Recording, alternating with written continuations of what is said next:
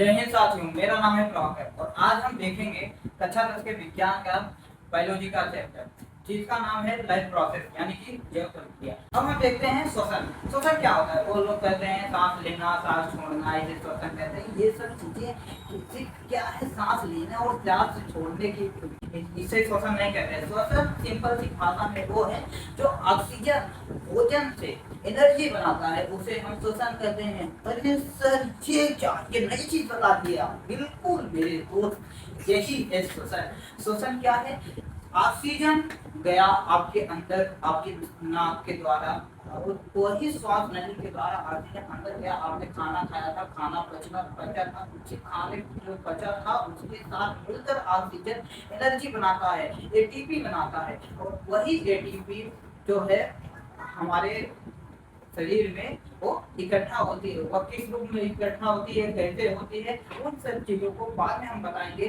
Oxygen जो है एकदम लास्ट वाली सेल्स पे जाता है जो कि कोशिकाएं होती है। आपने पढ़ा होगा, अगर नहीं पढ़ा होगा तो उसे भी हम आगे बताएंगे। कोशिकाएं ऐसी ऐसी होती है, कोशिकाएं देखो ऐसी होती है, ऐसा होता है, ऐसा कुछ होता है। तो यहाँ पर लास्ट में एकदम जाके ऑक्सीजन जो पाचन हुआ रहता है, ब्लड जो है, ब्लड खून पाचन हुए खाद्य पदार्थ का जो पाचन करता है उसे सोख के यहाँ पर लाता है। यहाँ पर ऑक्सीजन भी आता है, फिर ऑक्सीजन मिलकर इसके साथ वो बनाता है, सॉरी एनर्जी बनाता है।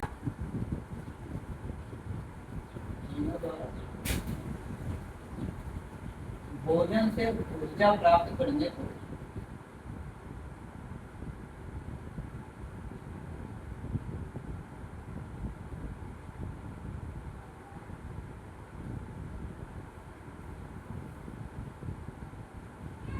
श्वसन कहते हैं। अब आप कहेंगे, पहले लिख लेते हैं फिर बताते हैं।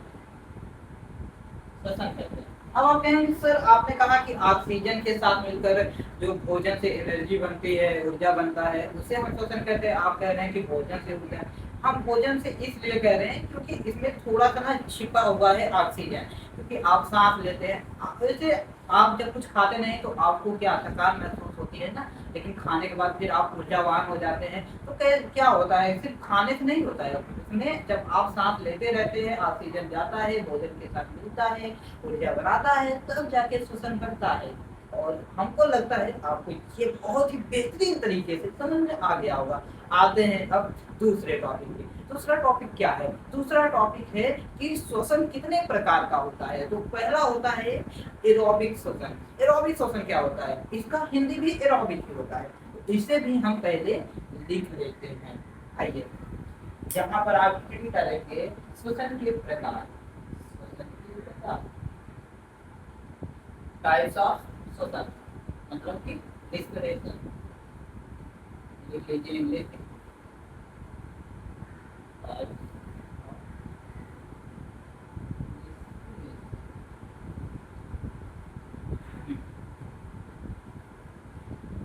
तो दोस्तों टाइप्स ऑफ रेस्पिरेशन में आप लिखेंगे एरोबिक श्वसन। एरोबिक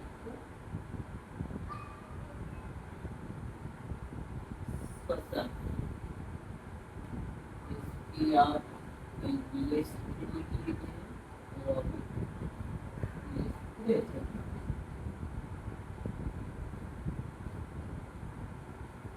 तो अब देखिए आप एरोबिक श्वसन क्या होता है। ऐसा श्वसन जो ऑक्सीजन की उपस्थिति में हो। तो आप कहेंगे सर बिना ऑक्सीजन की उपस्थिति में भी श्वसन होता है? हाँ, ये आगे होता है एनारोबिक श्वसन में, उसे हम अभी बताएंगे। तो आप यहाँ पर लिखिए इसकी परिभाषा में, वहां से यहाँ से, तो ऐसे आप लिखिए ऐसा श्वसन, ऐसा श्वसन जो ऑक्सीजन की यानी O2 की ऑक्सीजन में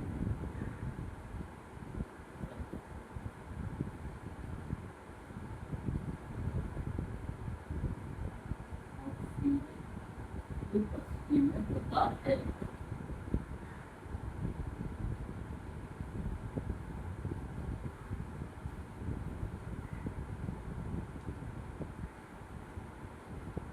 ये सब ऐसी चीजें हैं जो कि आपको परीक्षा में नंबर भी दिलवाएंगे और जल्दी से हो भी जाएंगे कम शब्दों में। और सबसे बड़ी बात क्या है जानते हैं, टीचर जब देखेगा ना आप काफी जांचेगा तो क्या कहेगा, बच्चे ने अपने से समझ के बहुत ही बेहतरीन तरीके से लिखा है, पूरा निचोड़ करके लिखा है।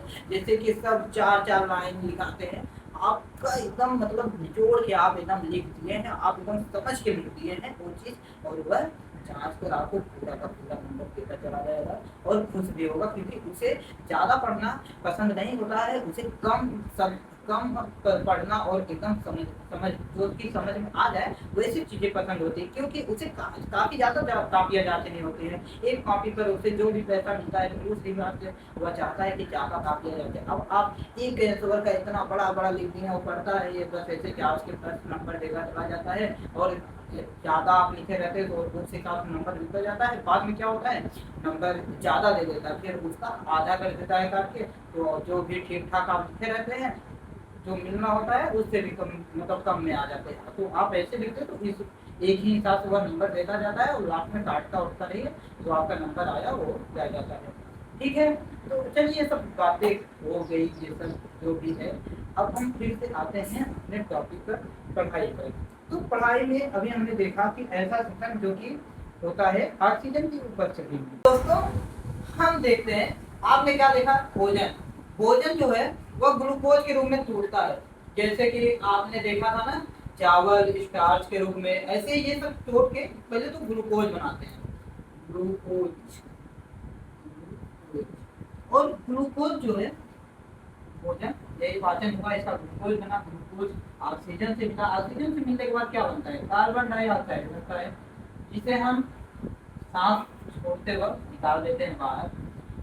हम ऑक्सीजन, आप जानते हैं कि श्वसन में हम ऑक्सीजन को अंदर लेते हैं, कार्बन डाइऑक्साइड को बाहर निकालते हैं, मतलब कि सांस लेते वक्त हम ऑक्सीजन को अंदर लेते हैं और कार्बन डाइऑक्साइड को बाहर निकालते हैं। तो इसमें जो है कार्बन डाइऑक्साइड मिला, और क्या मिला, H2O मिला, और क्या मिला, ढेर सारी ऊर्जा, बहुत सारा या फिर बहुत सा, क्या लिखेंगे, ज्यादा ऊर्जा, ज्यादा ऊर्जा। ठीक है, अब श्वसन में क्या होता है, नॉर्विक श्वसन में क्या होता है अभी बताइए। तो इसमें ऑक्सीजन नहीं होता है, और यह टूटता है तो कैसे टूटता है, इसमें जब ऑक्सीजन नहीं होता है तो इसमें कार्बन डाइऑक्साइड भी नहीं बनता, क्योंकि कार्बन डाइऑक्साइड में आप देखेंगे ऑक्सीजन का ना तो जल बनता है, जल में भी ऑक्सीजन बनता है, ये दोनों चीजें नहीं बनती, लेकिन इसमें एल्कोहल बनता है। हाँ एल्कोहल, आपके शरीर में ही एल्कोहल बनता है, बाहर से एल्कोहल की जरूरत आपको नहीं है। ठीक है, आपके शरीर में एल्कोहल बनता है और उसके बाद कुछ थोड़ी बहुत ऊर्जा निकलती है, तो यह होता है बिना ऑक्सीजन का। तो यहाँ पर आप लिखेंगे कि यह बिना ऑक्सीजन के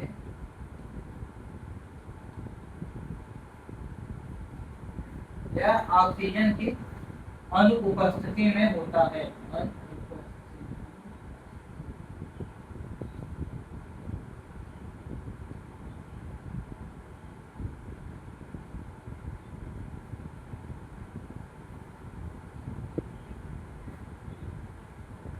जैसे क्या होता है, भोजन है, भोजन टूटा किस में, ग्लूकोज में,